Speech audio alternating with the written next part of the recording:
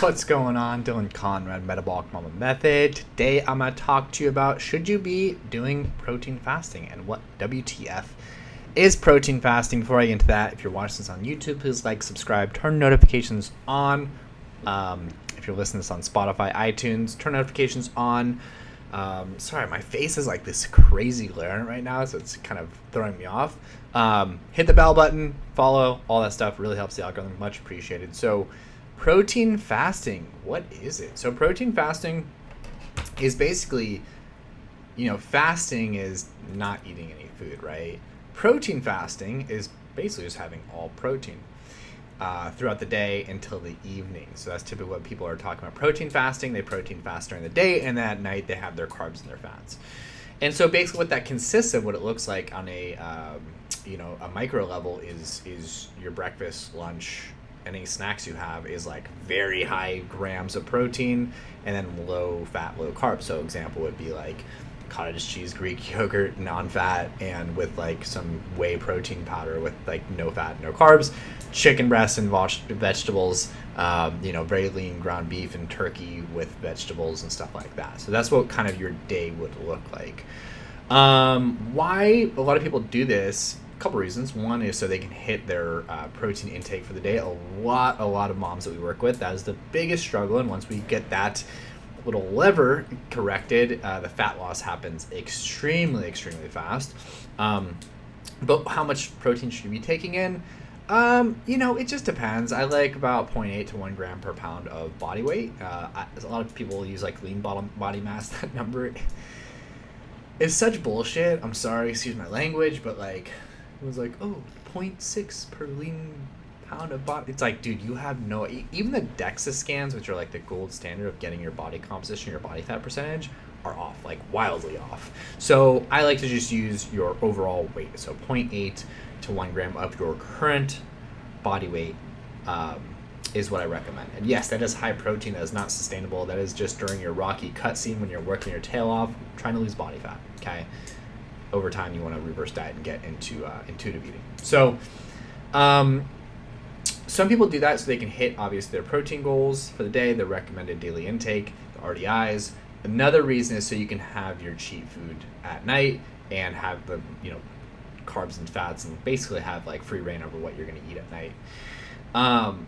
So first of all, I kind of want to backtrack. Like, why is protein so important? Why do we try to hit high protein? So it has the highest thermic effect of feeding. So basically, when you eat protein versus carbs and fats, you are going to be boosting your metabolism because it takes your body calories and energy to burn food up, and it takes the most to break down protein. So it takes the most calories, most energy to break down protein. So you get a higher metabolic boost. The other reason is it really helps when you're cutting body fat to retain your lean muscle mass, which will also keep your metabolism nice and high. So that's the biggest thing, is like people lose body fat very fast. Like you can lose body fat 10 times faster than you can build muscle.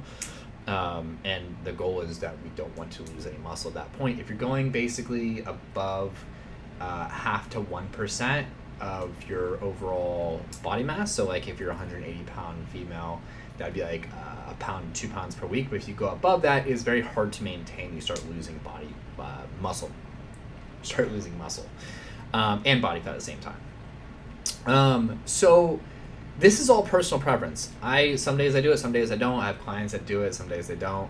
For me, sometimes I do like higher protein and do a protein fast during the day and have all the stuff at night, because one is no one ever gets derailed off their diet at breakfast. No one ever goes over their calories, right? It's always at dinner. So I like to kind of set myself up, and human behavior is the thing that's going to break any system, so I can work against that and basically set myself up for success by allowing that system to be broken within structure. So have my cheat foods at night satiate me, make me feel satisfied, and kind of like give me that like physiological response that I'm looking for at the end of a long ass day.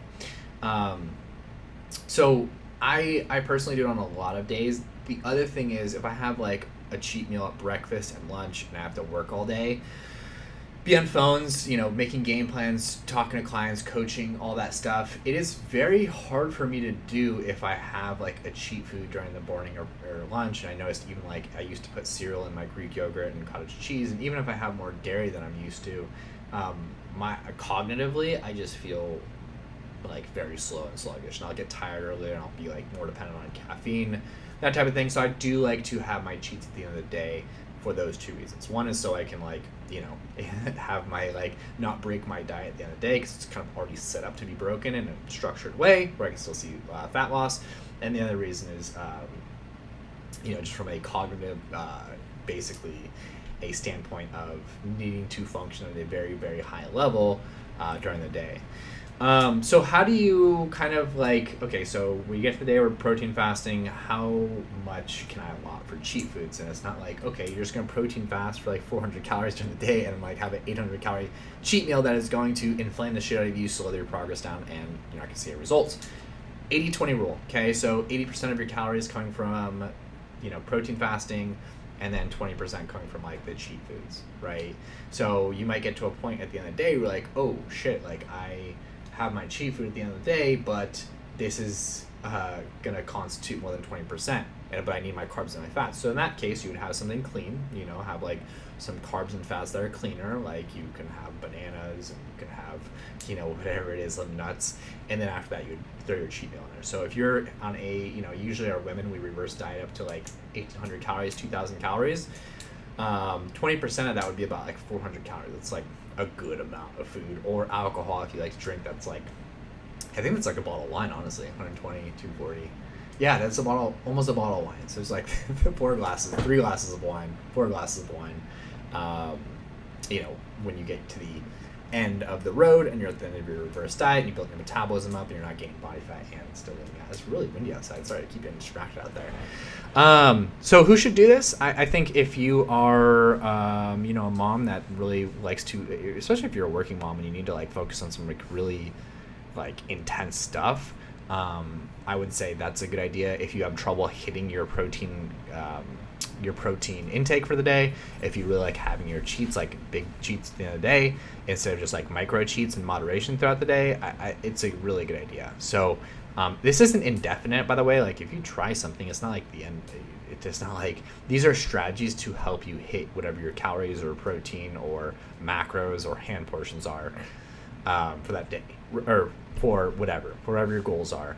And protein fasting is just a strategy, just as intermittent fasting is, to make it a lot easier and enjoyable to adhere to your diet model. That's all it really is. So should you do this? Yeah, I mean, 100%. You can definitely try it out, and and as long as you are hitting your macros. If it fits into your macros, it doesn't really matter. Anyways, hope this helps. So protein fasting. Yeah, should you do it? Should you not? That's up to you. It's really just going to depend on personal preference, and if you like having smaller cheats throughout the day, or if you just like having a big cheat at the end of the day, and if it fits into your macros and you like it, and it's realistic. That's all it is. Hope this helps. Love y'all. Happy whatever day they watch us on the week, and talk to you later.